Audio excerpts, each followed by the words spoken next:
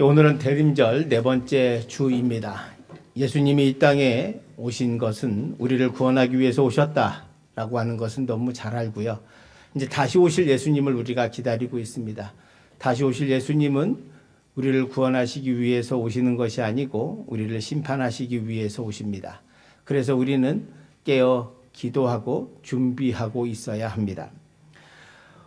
오늘 이 비유는 악한 일꾼의 비유인데요. 이 비유를 통해서 우리가 다시 한번 예수님이 이 땅에 오신 이유와 목적, 그리고 우리는 그러면 어떻게 준비하고 있어야 하는가에 대한 하나님의 음성을 듣기를 원합니다.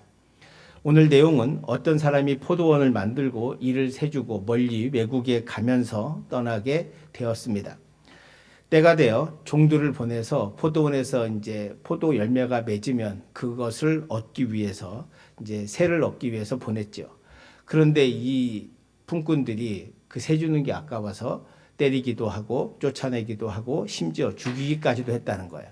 그게 첫 번만 그런 게 아니라 두 번째도 그러고 더 그랬다는 거예요. 세 번째도 그러고. 그래서 마침내 외국에 있는 이 주인은 마지막으로 자기 아들을 보내면 선대할 것이다 라고 생각해서 아들을 보냈는데 아들 오니까 잘 됐다고 생각하고 이 포도원을 마저 빼앗기 위해서 그 아들도 죽였다라고 하는 그런 악한 일꾼의 비유를 말씀하고 계십니다. 여기서 집주인은 하나님이시고 포도원은 가나안 땅이죠. 이스라엘 땅이고 그 포도원을 세내서 일하는 일꾼들은 바로 이스라엘 백성들입니다. 그러니까 이는 하나님께서 이스라엘 백성들을 택하셔서 가나안 땅에 넣어주시고 선물로 그곳에서 너희들은 아름다운 열매를 맺으며 하나님 말씀에 순종하고 잘 살아 아름다운 열매를 맺으며 살아라 이렇게 해주셨는데 안 했다는 거예요. 하나님 말씀에 순종하고 살기는커녕 도리어 하나님을 멀리하고 우상을 섬기고 살았다는 거죠. 그래서 하나님께서는 많은 예언자들을 보냈는데 예언자들을 그 말을 안 듣고 쫓아내기도 하고 심지어 때리기도 하고 감옥에 가두기도 하고 죽이기도 했다는 거예요. 그 비유. 그래서 마침내 예수님이 그러니까 하나님께서 자기 아들을 예수님을 보내셨는데 그 예수님도 죽였다는 거죠. 그게 이 비유의 핵심입니다. 오늘 이 악한 일꾼의 비유는 원래 예수님께서 이사야 5장 1절 7절에 나오는 이 비유를 염두에 두고 하신 말씀이에요. 지금 이사야 5장 1, 2절을 한번 보시면 이거 화면에 나가는데 한번 같이 봉독하겠습니다. 나는 내가 사랑하는 자를 위하여 노래하되 내가 사랑하는 자의 포도원을 노래하리라. 내가 사랑하는 자에게 포도원이 있으며 심히 기름진 사내로다. 땅을 파서 돌을 제하고 극상품 포도나무를 심었도다.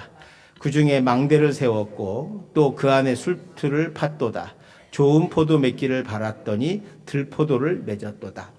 그러니까 지금 하나님께서 말씀하시는 이사야가 비유로 말씀하시는 게 뭐냐면 하나님께서 이스라엘 백성들에게 아름다운 포도원을 주셨다. 그것이 가나안 땅인 거예요.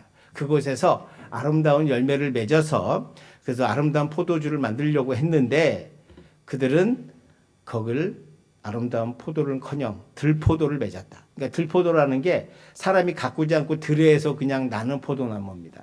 근데 들에 그냥 나는 나무는 벌레도 먹고 달지도 않고 그냥 먹을 수 없는 그런 포도인 거예요.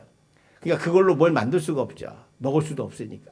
근데 하나님께서 아름다운 포도나무를 심었는데 들포도 같은 열매를 맺었다라고 하는 것은 뭐냐? 이스라엘 백성들이 가나안 땅에서 하나님 말씀에 순종하며 살지 않고 도리어 악한 하나님을 배신하는 삶을 살아서 악한 열매, 들포도와 같은 열매를 맺었다라고 말씀하신 거예요. 그 비유를 지금 주님께서 오늘 이 바리새인과 그리고 대제사장들에게 하시는 말씀입니다. 지금 이 마태복음 21장 전체는 그리고 대제사장과 바리새인들에게 갈등하고 논쟁하는 가운데 있습니다. 그러니까 오늘 본문의 핵심은 이 주님께서 지금 대제사장과 바리새인들에게 하시는 말씀이라고 하는 것을 염두에 두시고 보시면 되겠습니다. 자, 오늘 본문을 보면 주인이 마지막으로 자기 아들을 보내면 존대할 거다라고 생각했어요. 37절에서 39절의 말씀을 한 절씩 교독할게요. 후에 자기 아들을 보내며 이르되 그들이 내 아들은 존대하리라 하였더니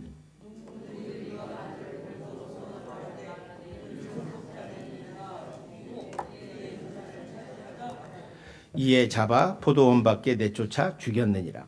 그러니까 포도원 주인이 아들을 보내면 선대할 줄 알았더니 도리어 선대는커녕 포도원 빼앗기 위해서 그 아들마저 죽였다는 거야. 포도원 밖에 데려가서 죽였다. 이 부위에서 지금 하시는 말씀은 주님이 지금 당신은 내가 죽을 거다라고 말씀하시는 거예요. 본인이. 그러면서 주님은 대제사장과 바리새인들에게 질문하죠. 40절에 보면 그러면 포도원 주인이 올 때 그 농부들을 어떻게 하겠느냐 이렇게 질문해요. 그랬더니 41절에 답이 있습니다. 같이 봉독할게요. 그들이 말하되 그 악한 자들을 진멸하고 포도원은 제때의 열매를 바칠 만한 다른 농부들에게 새로 줄지니라. 아멘. 이게 정답이죠? 그죠? 아니 내가 새를 줬는데 새는커녕 자기 보내는 새 받으려고 보냈던 아들도 죽인다면 그걸 누가 내버려 두겠습니까? 근데 지금 이스라엘 백성들의 모습이 그렇다는 거예요. 하나님이 가나안 땅을 선물로 주시고 그곳에서 아름다운 열매를 맺으며 살라고 하셨는데 아름다운 열매는커녕 포도나무는커녕 들포도나무 같은 그런 것만 맺고 살았고 욕심을 끊이지 않아서 마침내 하나님께서 아들 예수님을 보내셨는데 그 예수님까지도 죽였다라고 하는 거예요. 그러면서 주님께서는 말씀하신 게 42절 말씀입니다. 예수께서 이르시되 너희가 성경의 건축자들이 버린 돌이 모퉁이의 머릿돌이 되었나니 이것은 주로 말미암아 된 것이요 우리 눈에 기이하도다. 이 말씀이 시편 118편 22절 23절의 말씀을 인용한 거예요. 이 말씀의 핵심은 뭐냐 이겁니다. 지금 예수님은 아직 잡히지 않으셨어요. 십자가에 달려 죽지도 않으셨어요. 근데 죽으실 거예요. 근데 그걸 지금 이 앞에 있는 제사장과 바리새인들하고 논쟁하시면서 지금 그 얘기를 하시는 거예요. 이 말씀은 지금 우리가 흔히 건축에서 쓰면 이 당시에 건축에서 쓸만한 돌이 아니면 버리잖아요. 그게 버린 돌이란 말이에요. 건축에 쓸만한 돌이 아니기 때문에 버렸는데 그게 하나님 손에 붙잡히니까 귀하게 쓰임받았다는 거예요. 그래서 건축자들이 버린 돌이 모퉁이의 머릿돌이 되어서 이 모퉁이의 머릿돌은 그 건물을 짓는데 제일 중요한 핵심 그 모퉁이 돌을 머릿돌을 빼면 그 건물이 무너지는 가장 중요한 중심에 바로 그 돌로 하나님께서 다듬어서 만들어 주셨다는 거예요. 이 예언을 이렇게 이해할 수 있습니다. 예수님이 지금 대제사장과 서기관들과 바리새인들의 손에 의해서 잡혀 죽으시잖아요. 죽으실 거란 말이에요. 하나님은 그런데 그 죽으신 십자가에서 신성모독이라고 죽으신 예수님의 그 버린 돌, 그들은 버렸어요. 예수님을. 버린 돌 같은 그 예수님을 다시 살리셔서 그래서 모든 인류를 구원하기 위한 구원의 모퉁이 돌에 머릿돌로 삼으시고 그리고 부활시키셔서 우리의 영원한 생명을 주시는 가장 귀한 머릿돌로 하나님은 바꾸실 거다. 지금 그 얘기를 하고 있는 겁니다. 그러니까 이스라엘 백성들은 예수님을 못 쓰는 돌이라고 버렸는데 그래서 그 버리기만 해요. 죽였단 말이에요. 죽였는데 하나님은 그 돌을 잘 바꿔서 이를 구원하시는 구세주로 바꾸실 거다. 이렇게 말씀하시면서 지금 자기 앞에 있는 제사장들과 바리새인들에게 43절, 44절의 말씀을 하고 계십니다. 우리 한 절씩 교독할게요.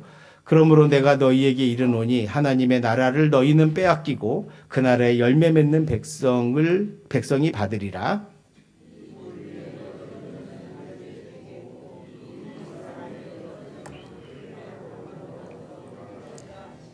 아멘. 저 오늘 가장 중요한 본문의 포인트가 바로 여기 있어요. 43절에 있습니다. 그러니까 자신들이 지금 제사장들과 바리새인들과 예수님이 논쟁하시면서 바리새인과 제사장들은 예수님이 잘못됐다는 거예요. 그런데 지금 주님이 이 비유를 통해서 그들이 악한 일꾼임을 말씀해 주고 계시고 그리고 예수님을 십자가에 못 박아 죽이려고 애쓴단 말이에요. 오늘 말씀의 핵심은 43절에 있는 것처럼 하나님은 그러면 하나님의 나라는 누구의 것인가요? 이제 주님께서 뭐라고 하냐? 하나님 나라를 너희는 빼앗기고. 여기서 너희는 제사장과 바리새인들입니다. 이 사람들은 뭐라고 생각해요? 자신들만 구원받는다고 생각해요. 이제 다른 사람들은 다 죄 가운데 있고 자신들, 바리새인들과 제사장 그룹 이 사람들만 자신들은 구원받고 살 거다. 우린 천국 갈 거다. 이렇게 생각하고 있는데 예수님은 아니라는 거예요. 너희들은 못 간다. 그리고 누가 가냐? 그 나라의 열매 맺는 백성이 가게 된다는 거예요. 요게 이제 앞에 마태복음 21장 19절에 보시면 18절에 보면 주님이 베다니에서 주무시고 아침에 성으로 들어오시면서 시장하셔서 길가에 한 무화과 나무 잎이 무성한 그 잎을 이렇게 보시니 거기에 잎사귀만 무성하고 열매가 없었어요. 그래서 주님께서 19절에 보면 이제부터 영원토록 내게 열매가 맺지 못하리라 라고 하시면서 그 말씀을 하셨고 무화과 나무가 시들어 버렸다. 이 말씀이 있거든요. 이 말씀이 왜 이것과 연결되느냐? 그러니까 한마디로 지금 대제사장과 바리새인들이 주관하는 구약의 성전 제사가 뭐 잎사귀만 무성하다는 거예요. 열매는 하나도 없고 그냥 요란한 거예요. 뭐 한다. 예배를 드린다. 제사를 드린다. 뭐 그래서 우리가 하나님을 찬양한다. 하나님을 잘 믿는다. 율법을 지킨다. 온갖 것을 다 말하고 있지만 다 뭐만 있어요? 형식만 있는 거예요. 예배를 하는데 핵심이 뭐예요? 중심에 은혜가 없고 아름다운 삶의 열매가 없이 오직 잎사귀만 무성한 무화과 나무와 같은 삶. 아름다운 포도나무 열매를 맺으라고 했더니 들포도나무를 맺고 사는 삶. 바로 그 삶들이 바로 바리새인과 서기관들과 대제사장들의 삶이더라라고 하는 거예요. 그게 바로 외식하는 사람들이었습니다. 그 사람들에게 너희들은 하나님 나라를 못 간다. 이거는 무슨 얘기냐? 구약의 성전 제사가 끝났음을 선언하고 있습니다. 성전 제사가 끝났다. 이제 새로운 신약의 시대가 열렸다. 그 신약의 시대, 그것은 바로 예수님이 여시는 것이요. 구약의 이 사람들이 예수님을 못 박아 죽였단 말이에요. 여러분, 예수님이 미워도 이 사람들이 정말 마음에 은혜가 조금이라도 있었다면 죄 없는 예수님을 잔인하게 십자가에 못 박혀 죽을 정도는 아니잖아요. 그냥 뭐 감옥에 몇 년 가두든가 추방을 하던가 그러면 되잖아요. 차라리 다른 나라로 추방을 하던가 아니면 감옥에 몇 년 억지로 씌워서 넣으면 되잖아요. 근데 그걸 굳이 가장 잔인한 방식으로 신성모독이란 죄를 뒤집어 씌워서 십자가에 달려 죽게 한 이스라엘 백성들의 모습, 그 강팍함, 그 악랄함, 그 죄악을 우리는 보셔야 한다는 거예요. 왜 그랬을까? 근데 겉으로는 하나님을 잘 믿는 척, 내가 하나님 말씀만 사는 척, 하나님 앞에 늘 기도하는 척하고 살았단 말이에요. 바로 그런 사람들을 예수님께서 너희들은 천국에 못 간다 라고 하는 거예요. 기독교는요, 죄에 민감한 종교입니다. 사실 어떤 종교도 죄에 대해서 이렇게 말하는 데가 없어요. 기독교만 죄에 대해서 말하잖아요. 그러니까 전통적으로 7대 죄악이 있습니다. 교만, 인색, 질투, 분노, 세욕, 탐욕, 나태를 말하는데 그중에 가장 큰 죄가 뭐냐? 교만입니다. 아담과 하와가 선악과 따먹은 것도 하나님처럼 된다는 뱀의 유혹에 넘어가서 하나님처럼 되고 싶어서 따먹은 거예요. 그게 교만이거든. 그러니까 인간이 아니 내가 어떻게 하나님처럼 돼? 우린 인간이야 라고 하면 끝나는 거예요. 그죠? 나는 인간인데 어떻게 내가 하나님이 되겠어? 내가 어떻게 신이 돼? 자기의 주제를 파악하면 끝나는 문제예요. 근데 그래 하나님처럼 될 수 있단 말이야? 정말? 그럼 먹어볼까? 이렇게 되는 거죠. 그게 교만이다. 지금 대제사장이나 바리새인들을 주님께서 비판하고 계시고 천국 못 간다고 대놓고 말씀하신 이유가 뭐냐? 지금 그들이 교만에 빠져 있기 때문입니다. 교만해. 교만한 자는 회개하지 않거든요. 주님을 기다리는 저와 여러분의 마음 가운데 무엇이 있어야 되냐? 회개하는 마음이 있어야 되는 거예요. 내가 예수를 믿으면서 우리가 한 해를 보내면서 내가 올 한 해 무슨 열매를 맺고 살았는지를 되돌아보시기를 축원드립니다. 그걸 잘 되돌아보고 내가 잘못했으면 또는 열매가 부족하면 내년에는 아름다운 은혜의 열매를 맺어야 되겠다. 제가 지난주에도 좋은 땅이 필요하듯이 말씀드렸던 것처럼 그렇게 우리가 좋은 열매를 맺어야 되겠다라고 생각하셔야 한다는 거예요. 왜? 43절에 보면 하나님이 나라는 열매 맺는 자의 것이기 때문이다. 자, 그러면 핵심은 이거죠. 그럼 우리가 어떻게 하면 열매를 맺을 수 있을까? 무엇을 해야 우리는 아름다운 열매를 맺을까? 여러분, 제가 지난주에 말씀드린 것처럼 마음의 밭을 좋은 밭으로 바꾸시기를 축원드립니다. 마태복음 13장 23절에 보시면 좋은 땅에 뿌리었다는 것은 말씀을 듣고 깨닫는 자니 결실하여 어떤 것은 100배, 어떤 것은 60배, 어떤 것은 30배가 되느니라. 아멘. 자, 말씀을 듣고 받아들이는데 마음의 밭이 좋으면 30배, 60배, 100배의 결실이 있다는 거예요. 여기 전제 조건은 그냥 교회 다닌다고 30배, 60배, 100배가 아니라 마음의 밭이 좋아야 한다는 거예요. 자, 그럼 마음의 밭이 좋으려면 어떻게 되느냐? 요한복음 15장 5절과 8절의 말씀에 있습니다. 자, 5절 한번 보세요. 요한복음 15장 5절 같이 봉독합시다. 나는 포도나무여 너희는 가지라. 열매를 많이 맺나니 나를 떠나서는 너희가 아무것도 할 수 없음이라. 자, 8절. 너희가 열매를 많이 맺으면 내 아버지께서 영광을 받으실 것이요 너희는 내 제자가 되리라. 아멘. 자, 여기서 포도나무, 하나님은 포도나무고, 아니, 주님이 포도나무예요. 그래서 우리는 가지다. 우리의 정체성을 잘 알아서 포도나무의 가지는 포도나무에 잘 붙어 있으면 된다. 그게 믿음이에요. 여러분, 포도나무에 붙어 있기를 축원드립니다. 주님 안에 거하면 아름다운 열매를 많이 맺고, 그래서 주님께서 나를 떠난 아무것도 할 수 없다고 말씀하셨습니다. 그리고 8절에 보면 열매를 많이 맺으면 아버지께서 영광을 받으신대요. 참 희한하죠? 아버지께, 아니 내가 열매를 많이 맺는데 왜 아버지께서 기뻐하시나? 아버지께서 왜 영광 받으세요? 제가 열매 맺는 목적은 이미 그것은 내가 먹기 위해서가 아니라 그랬어요. 주님을 알지 못하는 사람들에게 먹이기 위해서 우리는 많은 열매를 맺으면 하나님이 영광 받으시는 삶이 되고, 바로 그런 열매 맺는 인생이 축복의 삶, 은혜의 삶, 복된 삶을 살아가게 될 줄 믿습니다. 무엇보다도 하나님의 나라를, 하나님의 백성으로 살아갈 수 있다는 거예요.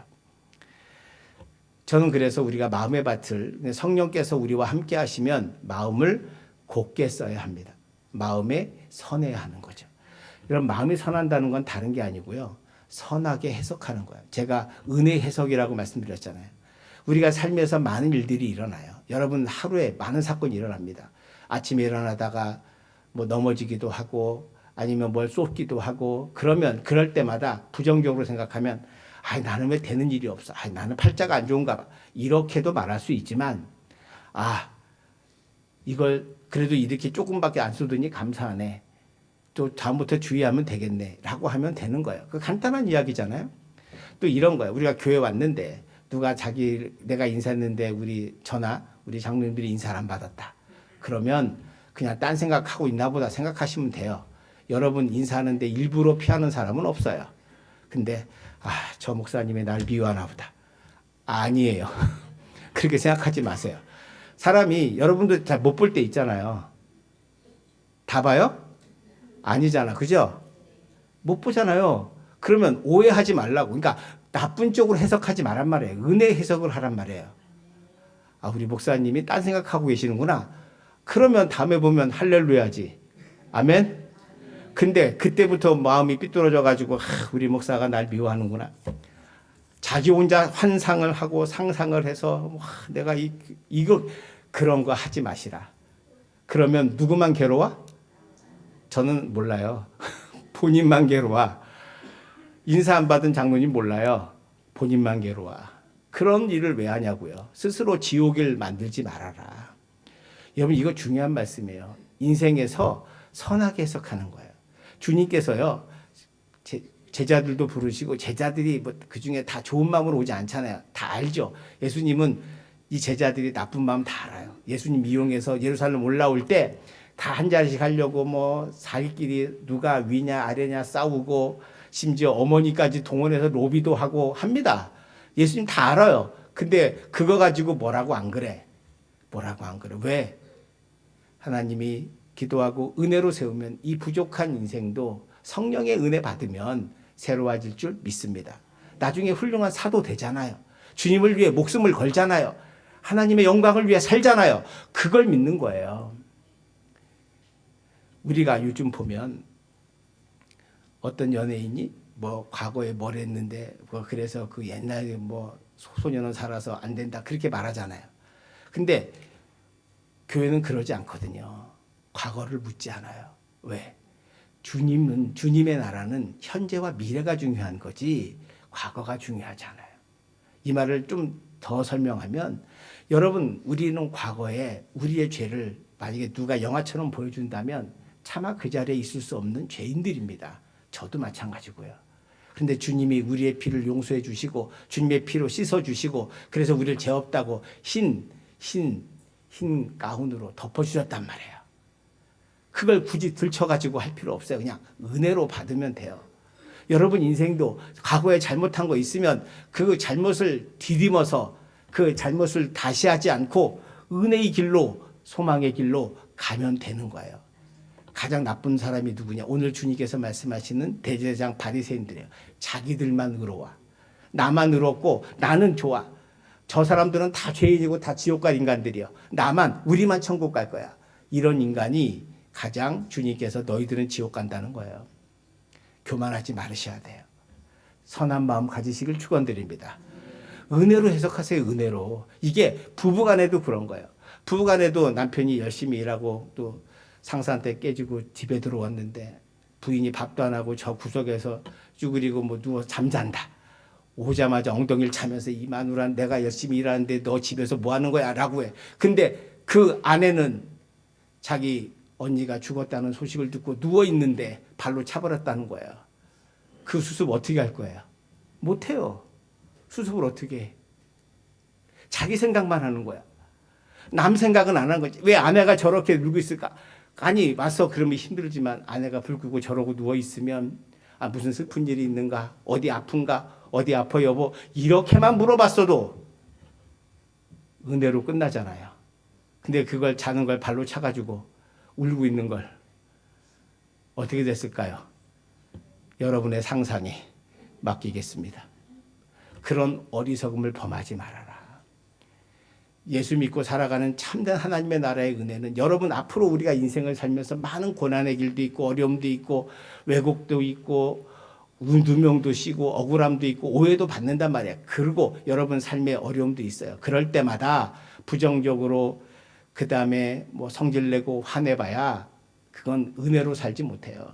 아름다운 열매 하나도 없어요. 분노하면 분노의 열매가, 용서하지 못하면 열매가, 화내면 그 화의 열매가 여러분에게 맺어져서 그것이 여러분의 가시가 되어 여러분을 찌르기 때문에 여러분은 평생 하나님 나라 근처도 못 가봅니다.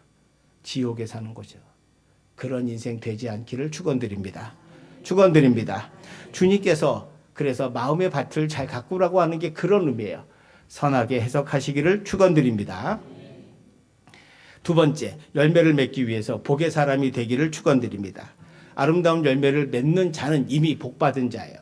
제가 말씀드렸잖아요. 하나님의 복은 환경에 임하지 않는다. 여러분 가정에 복을 받으려면 누가 복을 받아야 돼? 다 잊어버리셨네 벌써. 누가 받으셔야 돼? 내가. 할렐루야. 하나님, 여러분의 가정이 복되고 행복하려면 누가 복을 받아요? 내가 복을 받아야 돼요. 그래서 내가 가면 그 가정이 행복해지는 거예요. 왜? 아내를 행복하게 하고 남편을 행복하게 하고 자녀를 행복하게 하는데 왜 그 가정이 행복해지지 않겠어요?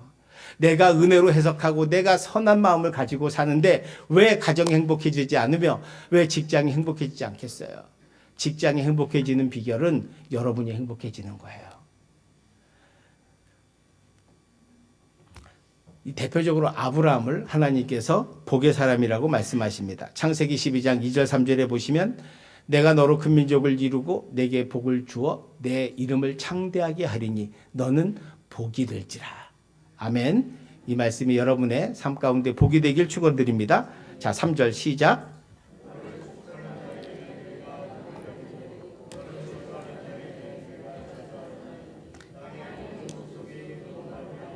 복을 얻을 것이라 하신지라. 아멘.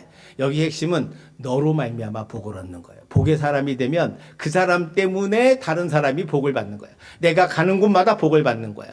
여러분 직장이 복되게 하는 것은 여러분이 복의 사람이 되어 여러분이 직장에서 일할 때 여러분을 통해서 여러분으로 말미암아 다른 사람이 복을 받게 되는 줄 믿습니다. 그게 하나님께서 복 주시는 방법이란 말이에요. 그러니까 여러분이 복의 사람이 되시기를 축원드립니다. 갈라디아 3장 9절에 보면 자, 복은 그럼 어떻게 받느냐? 자, 한번 같이 봉독하겠습니다. 그러므로 믿음으로 말미암은 자는 믿음이 있는 아브라함과 함께 복을 받느니라. 아멘. 자, 뭘로 받아요? 믿음으로 받는 거예요. 아브라함처럼 믿음을 가지고 있으면 그것이 그 사람의 복의 열매가 되어서 그 사람에게 아름다운 열매가 맺히게 되고 그러면 그 열매를 다른 사람이 따먹게 되어서 그래서 주님을 믿는 하나님의 영광을 돌리는 복된 인생이 된다. 오늘 본문에서 핵심은 예수님이 지금 대제사장과 바리새인들에게 서기관들에게 너희들은 열매가 없다고 말씀합니다. 생각해 보세요. 날마다 저 사람은 죄인이고 너 왜 그런 일 해서 넌 잘못이야. 너는 그러니까 지옥까지 너는 저주받아. 끊임없이 이렇게 말하고 사는 삶이 무슨 은혜가 있겠어요. 본인이 지옥이지. 주님은 그렇게 하지 않으세요. 주님은 우리들에게 아름다운 열매를 맺으며 살기를 원하시고 그래서 나에게 붙어 있어라. 주님께 붙어 있으면 은혜가 여러분에게 임하셔서 그러니까 여러분이 은혜 해석을 하겠다고 노력도 해야 되지만 더 근본적인 것은 여러분이 예수님께 붙어 있는 거예요. 예수님께 붙어서 주님을 믿는 믿음으로 살면 주님께서 그 여러분의 가지에 은혜를 내려주시고 은혜를 부어주시고 은혜가 연결되어서 여러분 저절로 여러분이 은혜의 삶임을 깨닫게 되고 은혜로 감사하게 되고 은혜로 해석하면서 아름다운 열매를 나도 모르게 맺어가는 축복의 삶이 될 줄 믿습니다. 우리가 하늘엔 영광 땅에는 평화라고 할 때 그 평화는 바로 그렇게 이루어지는 거예요. 평화하라고 해서 평화가 됩니까? 안 됩니다. 먼저 이해하고 먼저 용서하고 먼저 손 내밀고 먼저 사랑하는 자에게 하나님의 은혜와 이 땅에 참된 평강이 있습니다. 예수님이 이 땅에 오신 이유 오셔서 이 사람들에게 버린 돌처럼 아무 죄 없이 십자가에 달려 죽으셨지만 하나님은 그것을 선으로 바꾸셔 가장 귀한 모퉁이의 머릿돌이 되게 하시고 그래서 구약의 시대를 끝내고 이제 은혜의 시대, 새로운 은혜의 시대를 살아가는 저와 여러분이 되었습니다. 은혜의 시대에 왜 우리는 율법으로 살려고 하십니까? 법은 중요하긴 하지만 그거는 법이지만 우리는 은혜로 사는 사람들입니다. 하나님의 은혜로 주님의 사랑으로 우리 모두 많은 열매를 맺으며 축복의 인생을 사시기를 그래서 다시 오실 주님을 기다리며 우리 성도들 모두가 온전한 아름다운 열매를 맺을 수 있기를 바라고 그 좋은 밭, 선한 밭이 되어서 복의 사람이 되어 그 아름다운 열매를 다른 사람에게 나누고 베풀어주는 축복의 사람이 될 뿐 아니라 여러분의 삶이 마음속에 참된 평화가 임해서 여러분의 마음에 하나님 나라가 임하기를 주님의 이름으로 축원드립니다. 기도하겠습니다. 사랑의 하나님 감사합니다. 오늘 이 말씀을 통해서 우리가 바리새인이나 제사장들이 되지 않기를 원합니다. 교만하지 않기를 원합니다.